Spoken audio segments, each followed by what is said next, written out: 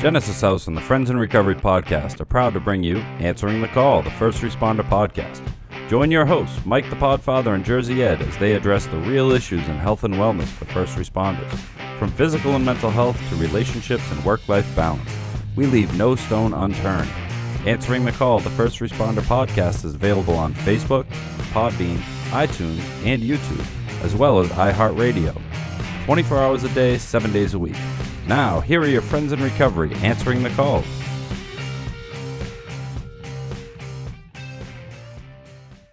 Welcome, everybody. Answering the Call, the podcast for first responders. I am Mike Miles, the Podfather.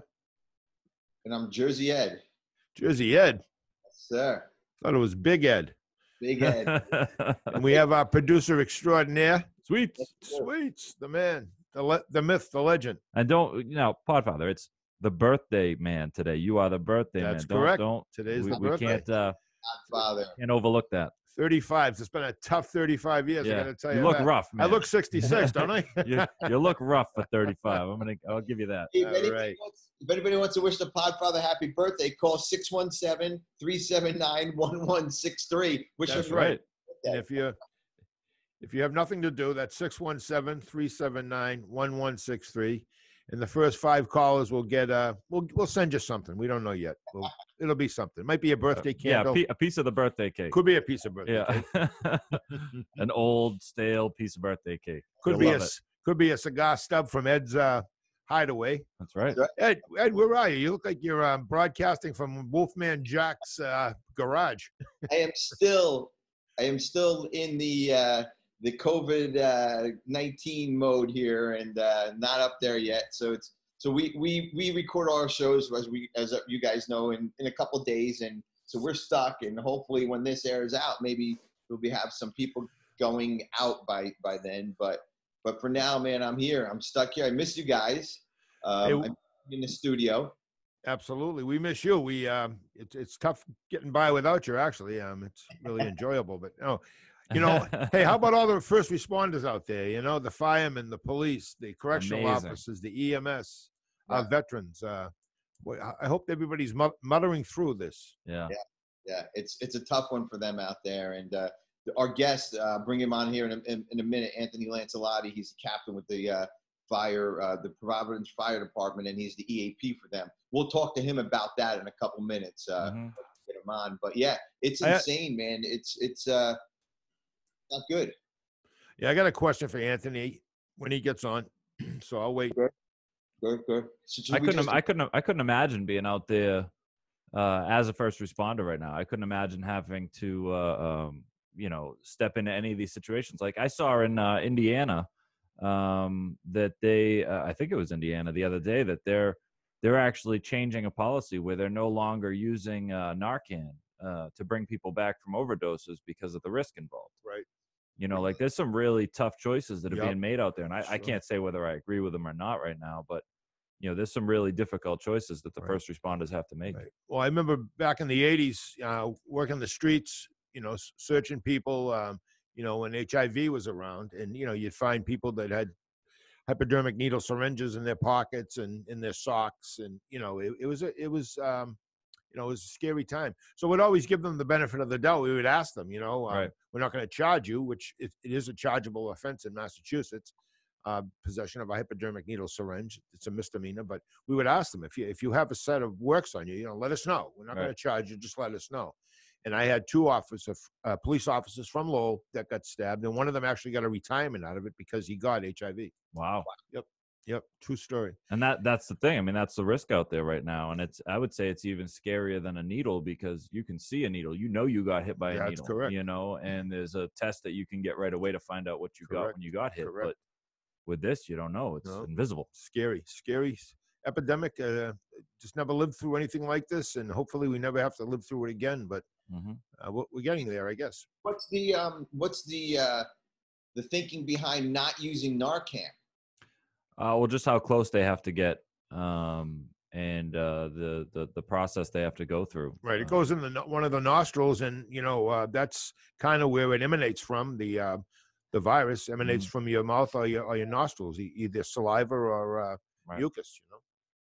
That's I mean, great. I don't know what their reasoning behind it was. So far, they're the only state that I've heard that's done it. But I saw that yesterday. Right. Insane. Scary stuff.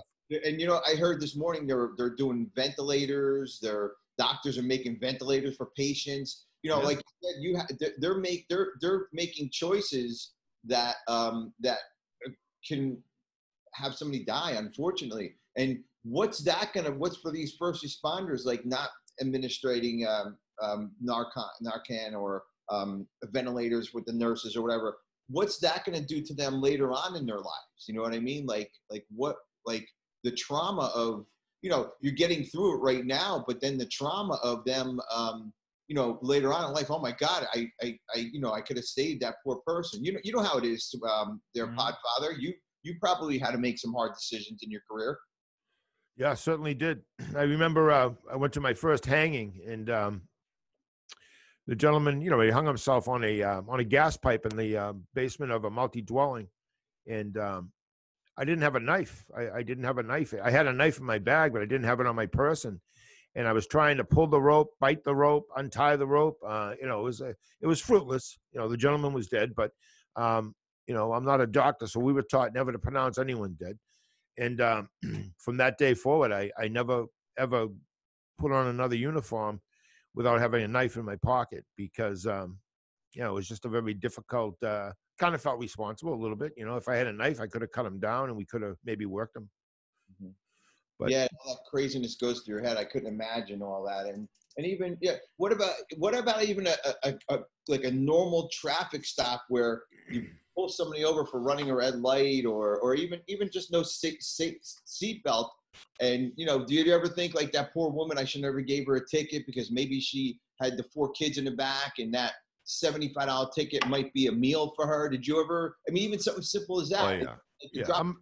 I'm a very empathetic guy. I always took families' situations in consideration, and young teenagers too, because they were new at driving. Oh yeah, I was never the prick officer that wrote tickets just to make a quota, or to have someone say, well, that guy writes a lot of tickets. I was just the opposite. I actually left the detail one night working with a guy that was writing a woman a ticket because her sticker wasn't on her plate. Her her registration sticker wasn't on her plate. It was at home. She had a little baby in the back seat in a car seat, and he was writing her a ticket, and I tried to talk him out of it, and he said no. We just happened to be in front of the police station, so he towed her car. I walked her into the station, and I got her a ride home, and I left the detail. I said I can't work with a guy like this. I'll end up punching him in the head. Wow. It just wasn't for me. Yeah. No, I've always been a very empathetic and understanding guy. It wasn't what you did, what crime you committed. It was how you acted towards me and what your station in life was. If you had a little bit of, politeness in you, it went a long way with me.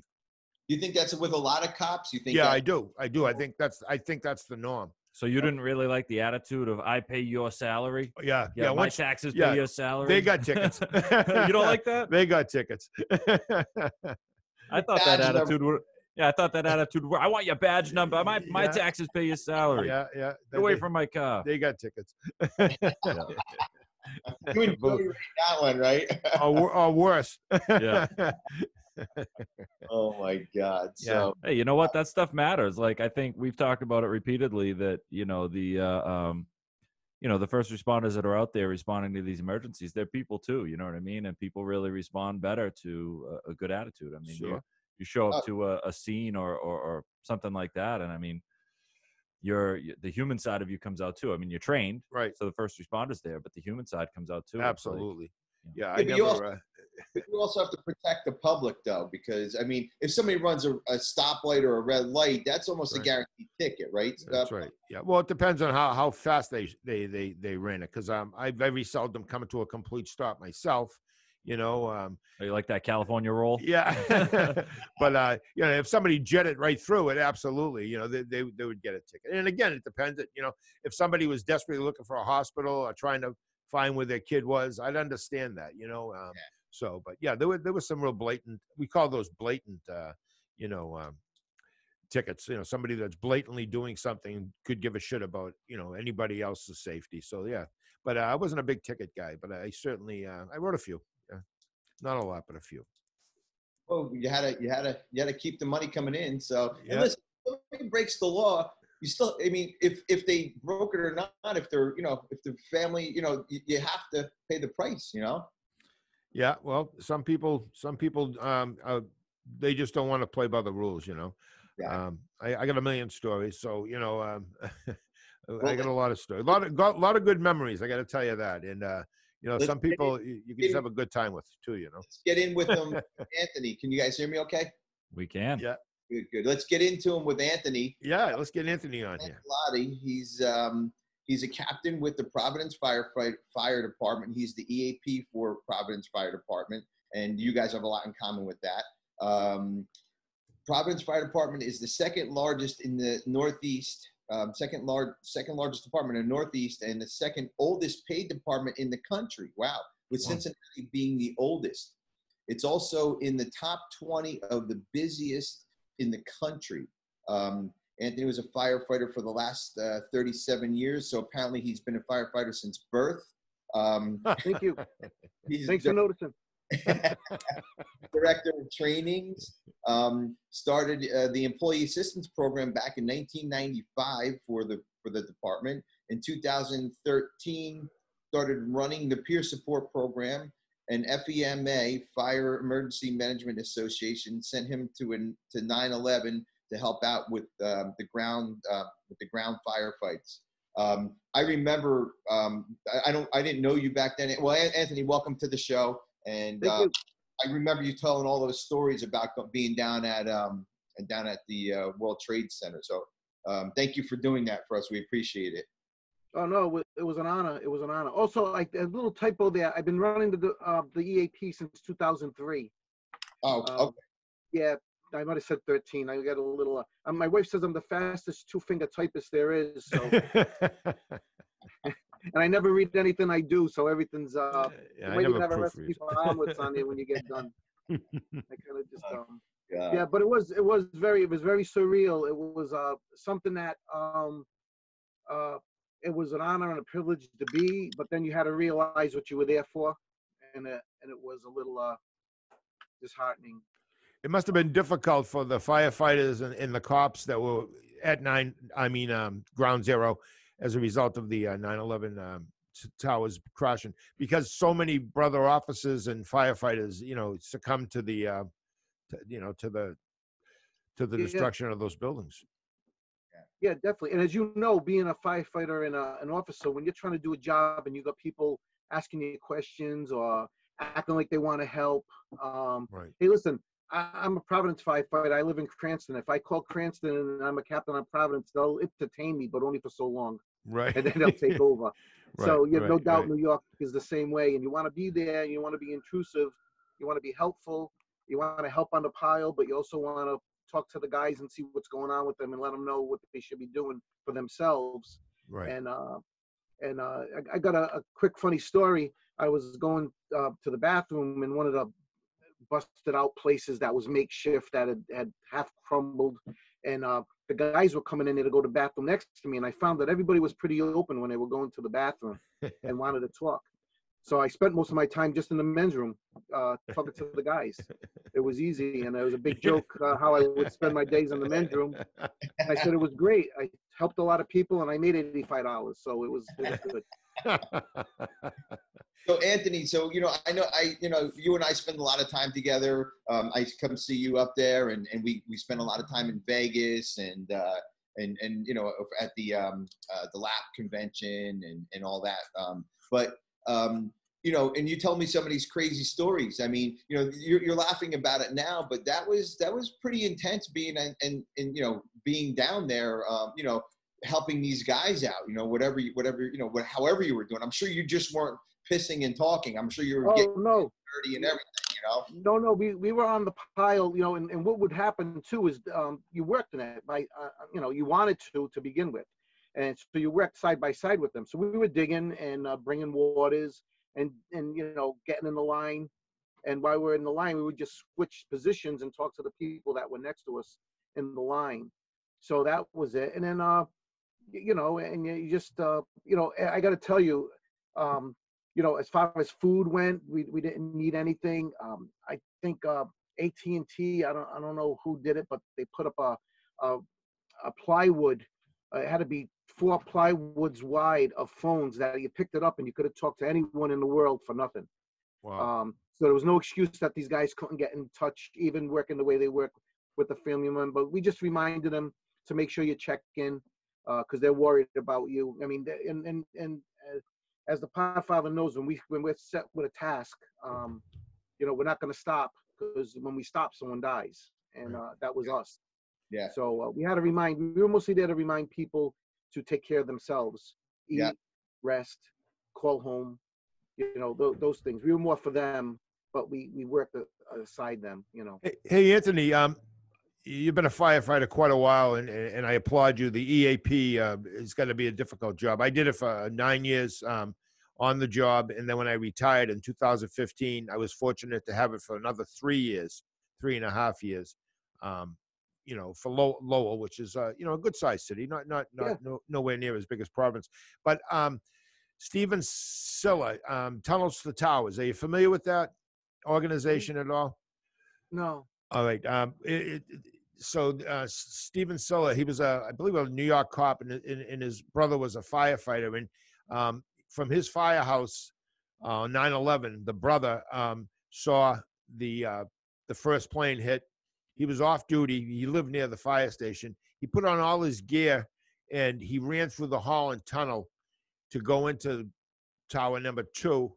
And as he never came out. And anyway, there's an organization, Tunnel to Towers, and it's just something I want to mention because they're an organization that his brother put it together, and they give first responders that die in the line of duty, they give their families homes. They help them with college education. Yeah, it's something very interesting. Something you might just want to Google, Tunnel to Towers. It'll tell you all about it. Oh, definitely. Thank you. Yeah, sure, certainly. So being down at the site and you know, seeing all that. How long were you there, Anthony? We got there, I believe, the 14th, and I believe we stayed till the 19th. They had us like 5 or 6 days, and then what happened was there were FEMA put it together. And what they did was they grabbed fire departments from all different areas of the country. So I believe we were there with Boston, I think Virginia, Lafayette was there. There were like 5 or 6 other departments, between 4 to 6 members from each team, from each department. And then what they would do is they would send us, so we wouldn't get, you know, like the Podfather said, so we would keep our sanity.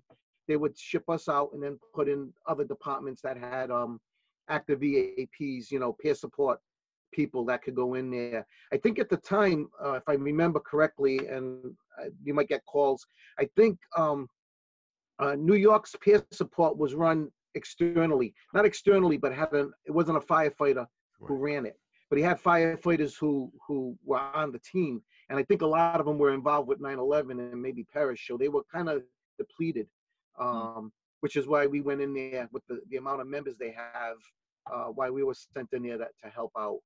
And once again, as a firefighter known in Providence, if someone came in from Lowell and wanted to help, I would appreciate it. But you know how we, you know, we always want to fix ourselves, you know, and do that. So it took a lot for them to accept us. They used a lot of their retirees, which is something I want to touch on, and I don't think we do enough of. Like the Podfather saying that he did it after he left for a little while. That's really great, because I don't think we use enough of our retirees for stuff.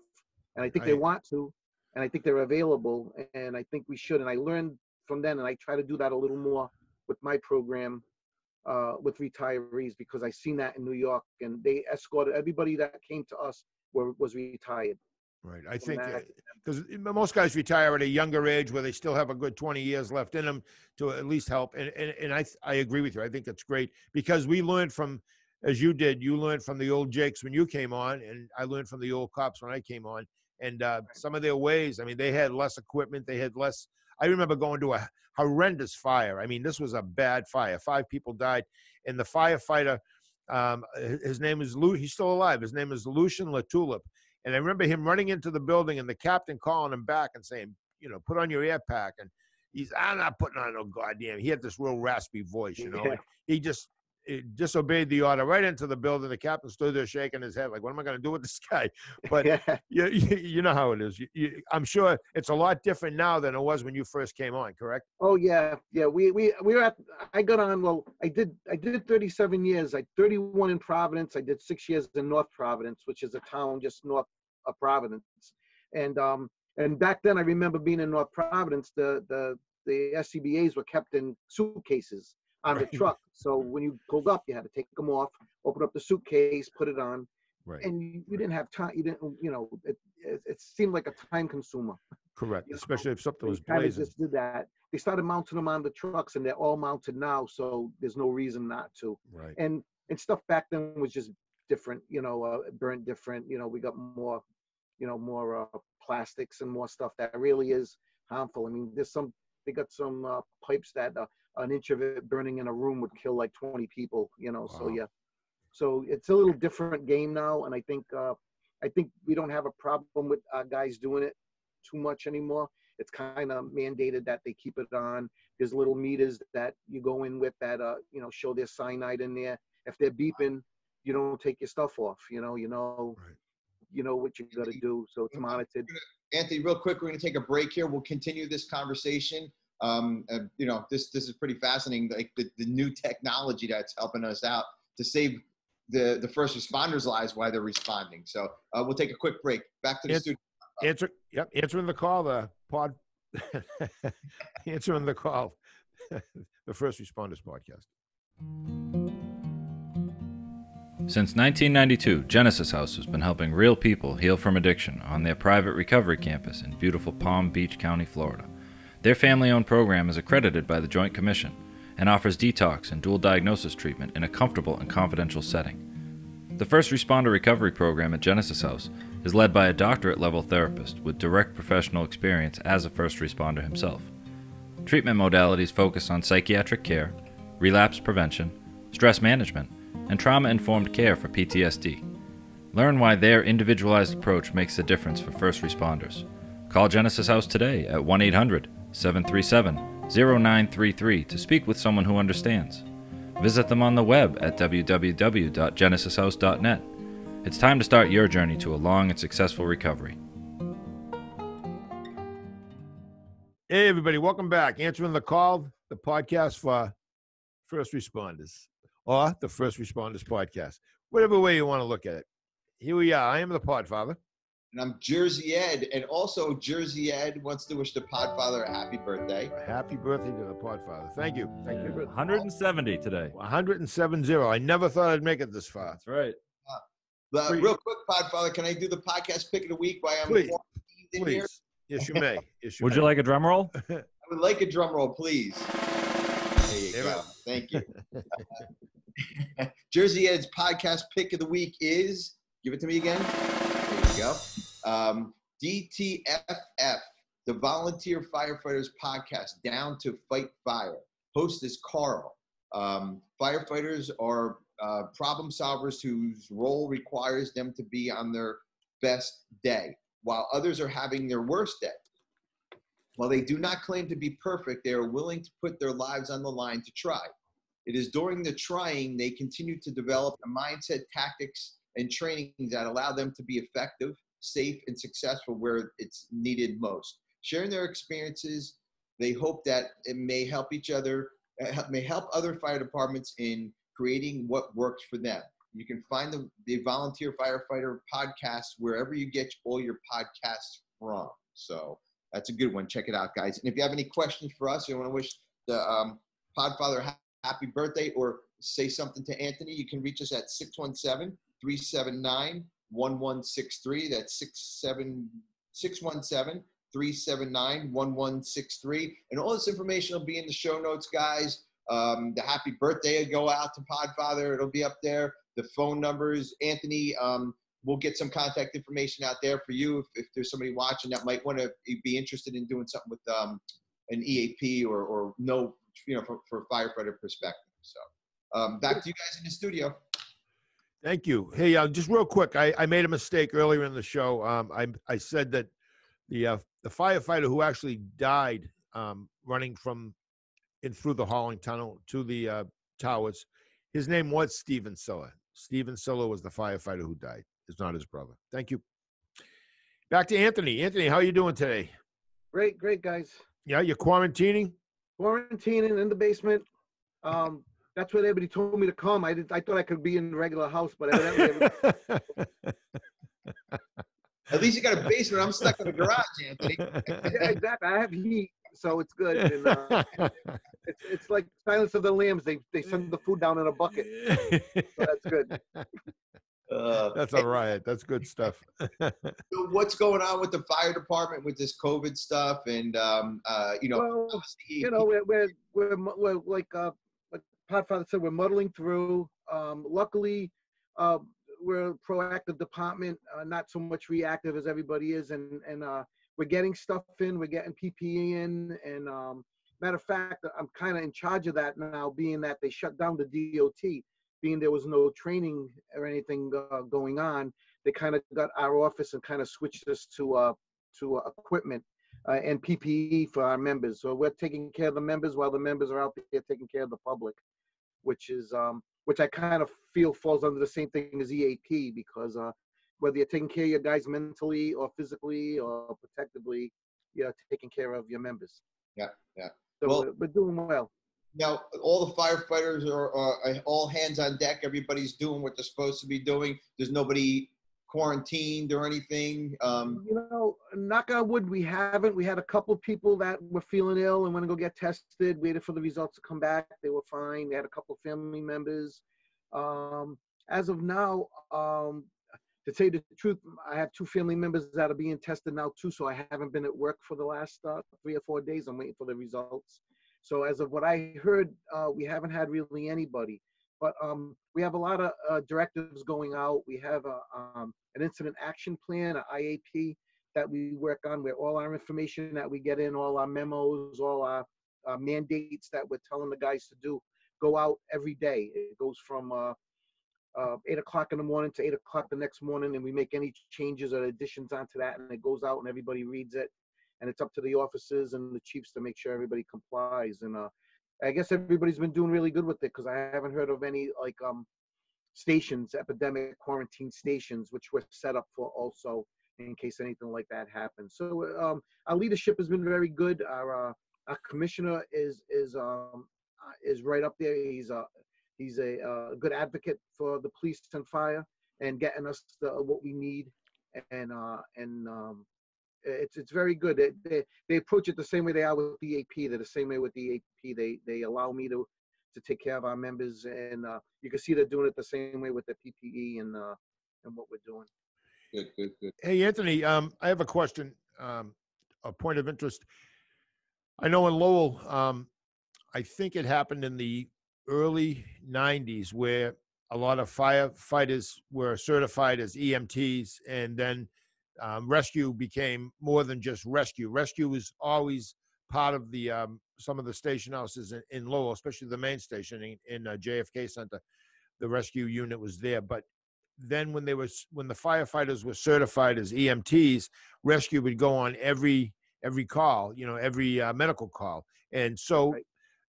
Obviously you recall when that switched over. When did that happen in Rhode Island? When was that something that was a big change in everyone's life? Yeah, and let me, I have to clarify, because I know our rescue might be different than a lot of other people's rescues. I guess our rescues everywhere else in the country are ambulances. And like you said, some departments run their ambulances and some don't. We do. So we always had that issue also. No doubt, as you talk to police and fire departments, the call for EMS has gone way above the call of fire. So as the calls have been getting larger, we've added more trucks, more ambulances, rescues onto the fleet, and we have a 480 member department, which Wow. changes. So we have people that come on, and the new guys are put there, like any other department, junior guys, and then and by doing that, it's twofold. You get guys that are getting on, they get to know the areas and know where they're going and what to do. And also, they don't realize that they really like that. That's how you get people that, it's one of those positions that you got to be good at. Right. Really, I mean, we deal with people's lives every day and everything, and we got to make split, second decisions. I believe on rescue and ambulance, those guys really do. So you want the people there that want to. And I think now the whole idea of our academies, as we're stressing that that's part of this job and it's important. And it's a little easier now. Like you said, when we got on, it was almost a punishment. Hey, if you don't climb that ladder, you're gonna go to rescue. Hey, if you don't get that hose on the fire, you're gonna go to rescue. You're gonna go to fire prevention. They used to use all the other avenues as a punishment, or that was lesser than just being on a truck. Right. It's changed, and it's like anything else. Culture, as you change it, as you mandate it and you keep up with it and keep doing it, it gets a little better. But I find it is better now. I think we have a waiting list for guys who want to go to rescue. Sure. Where years ago, when, like you said, in the 90s, when you went into the station, they said you're detailed to the rescue. You wanted to get sick right then and there, or you had to muddle through it. But you did it. And then once you got there, our guys, they complain. Firefighters, we have a saying: there's two things they hate: change and the way things are. Yeah. And so whenever you'd get there, they would rise to the occasion and do what we have to do. Yeah, I think cops have the same saying. That's pretty good. Hey, are you the only firefighter in your family? Do you come from a family of firefighters? Oh no, I got a family. My uncle retired chief of administration in Providence. I had a cousin who retired a deputy assistant chief in Providence. My godfather was a lieutenant in Providence. Wow. I've got cousins in Westerly, Rhode Island, and West Warwick, East Greenwich. It's a full line of mostly fire. I have one cousin who's a police in Johnston, Rhode Island. Right. Yes, so we're all. My sister was a dispatcher 27 years for police, Providence Police. Wow, you came from a family then. Hey, Anthony, real quick, we have to wrap it up here, but what is that shirt you're wearing? That looks like a Rangers shirt, and you're in Rhode Island. Yeah, I was telling Stacy. Well, I ran the hockey team. We had the hockey team, and me and Rob Gribben, who was the goalie for our team, one of the goalies, real good goalie. He played. He was backup for the Providence Bruins when they first started for a little bit. He was the emergency backup goalie, and we wanted to change the logo. We liked, though we're Bruins fans, we like the Ranger shield. So we just kind of put Providence, firefighters down the thing, and all our jerseys had that shield on it. It's funny, whenever we went to tournaments all over the country, every department had the other city's colors. Like you go to New York and they wore like Chicago colors, and we wore New York colors. But everybody always wants somebody else's to be a little different. But everybody always responded. Plus, if you look at it quick, they thought we were Rangers. It's good for the ladies. until they seen us play, and then they knew we were. Well, Anthony Lancelotti, thank you very much. We really appreciate it, and you're a dear friend of ours, and we always stay in touch. And hopefully, you guys will get through all this craziness. And the firefighters in Providence are always in our prayers. You and your family, and it's hopefully we can get this together. And I'll see you out in Vegas in August, I hope. Yeah, hopefully. And thank you also. Thank you for having me on and giving us a chance to get out there and talk to everybody. Thanks, Anthony. Be safe. Yeah, Thank you, Anthony. So, thanks. So PodFather, so you guys have a lot in common, you and Anthony. Yeah, we do. I guess we do. What a great guest. Eddie, I got to compliment you again. I know I did in the last show. You're bringing on some great guests. This was wonderful. We volunteer our time. We do this. We try to help people. When you have a professional firefighter who's also the EAP, so he sees so many different sides of what firefighters do and EMS workers do and first responders. What a great guest. So honestly. Anthony, he comes from the long line of firefighters and people who help each other, and that was just my point. PodFather was just trying to kind of figuring out.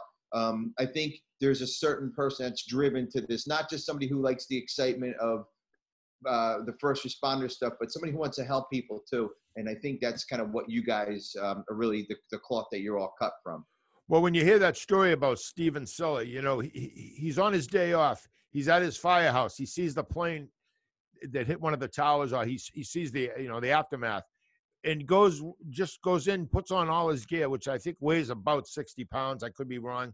And he runs 1.25 miles through the fucking Holland Tunnel to go die. I mean, you know, I don't know if society realizes what firefighters, police, EMS, correctional officers, I don't think they realize that their life is in danger every time they walk in the door, you know, pull up to the station house, pull up to the police department, you know, walk into the prison, jump out of an ambulance. They don't realize that every time their life is in danger. And, you know, the law of average, more than likely they don't die. But when it does, I just watched the news this morning. It was a young female police officer, brand new child.